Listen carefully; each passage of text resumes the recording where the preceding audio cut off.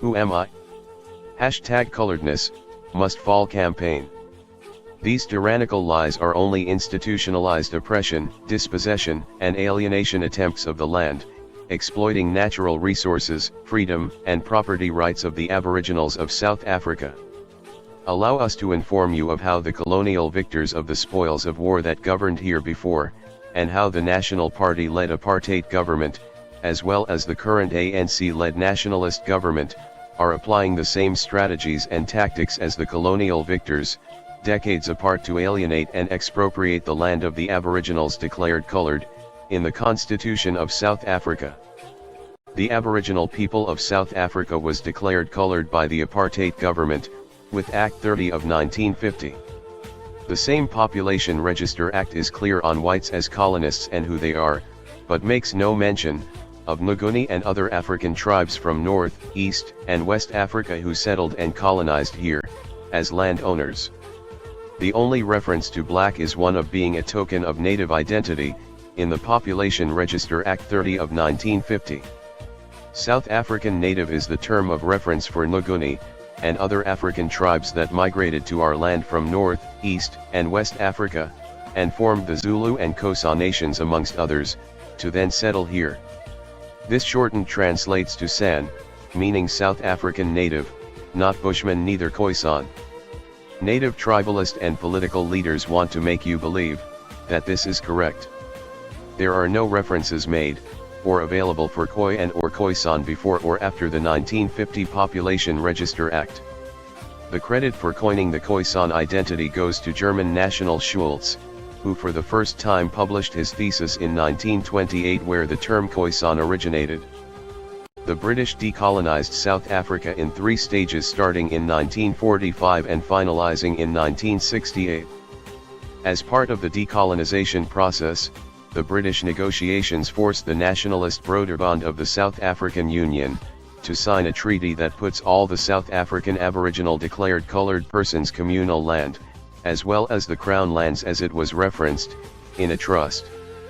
The beneficiaries of this trust is the colored people of South Africa. If the Broederbond refused, they would not get their union they were seeking during that time.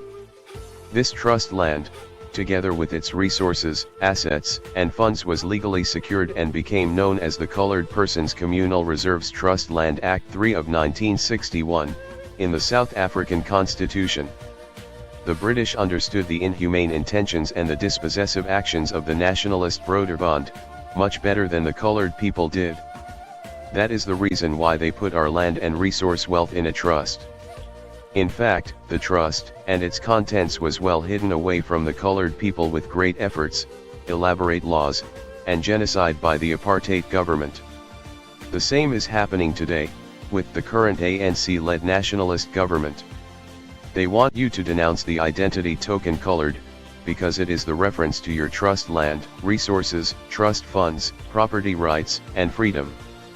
However, Section 25 of the South African Constitution protect the land, freedom, and property rights of the colored people that is held, in the Colored Persons Communal Reserves Land Trust Act 3 of 1961. The current ANC-led nationalist government is seeking to repeal Section 25 of the South African Constitution, citing it as an impediment for them.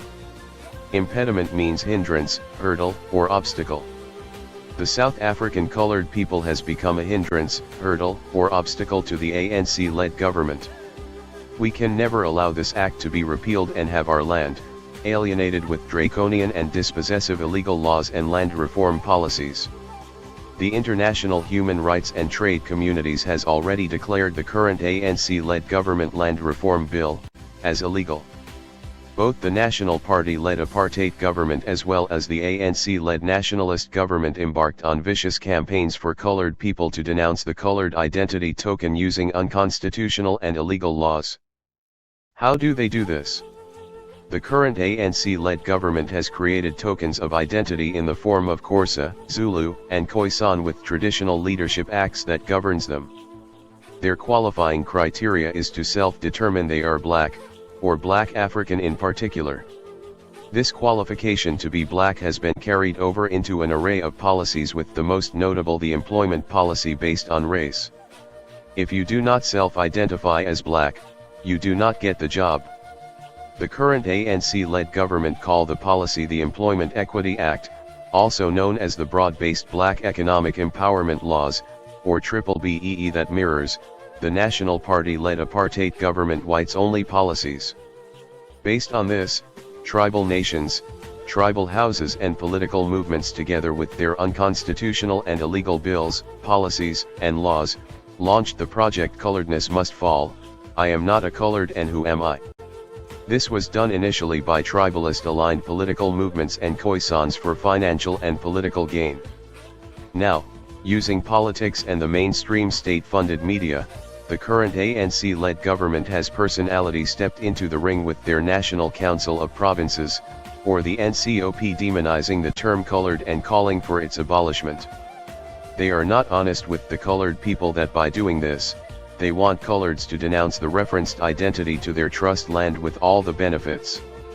This action by the ANC-led National Council of Provinces, or NCOP, will not be the first time the Zulu, Xhosa, and other native tribes settling on our land, who was declared South African native or San in the Population Register Act 30 of 1950. These tribalist and political aligned South African natives, or San, would work together with other colonizers to take this land from its true owners, the South African Aboriginal people declared colored. On the 8th of March 1963, the chief of the Bantustan Affairs from Umtata writes to his superiors that a group of colored people came to meet with him on the 4th of March 1963. They produced to him an article from the Daily Dispatch newspaper dated February 28 titled, "Lose Identity or Go Coloreds."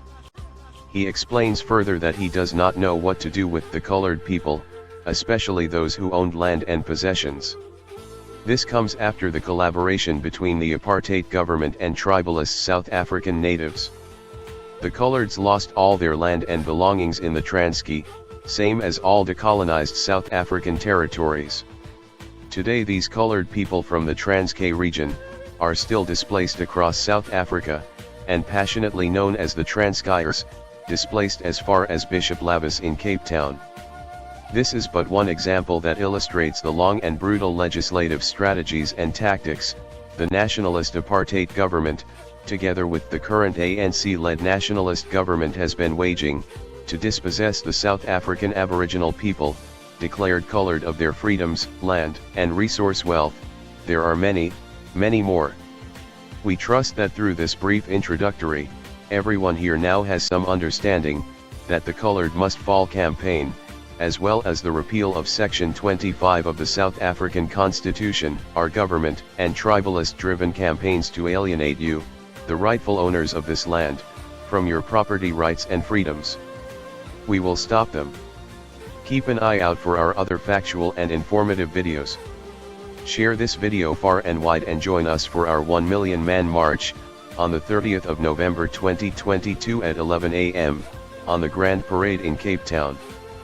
For further information, please contact Mr. Joe Ayantjes on 074-283-1030 or Miss Lindy Ann on 068-053-3234.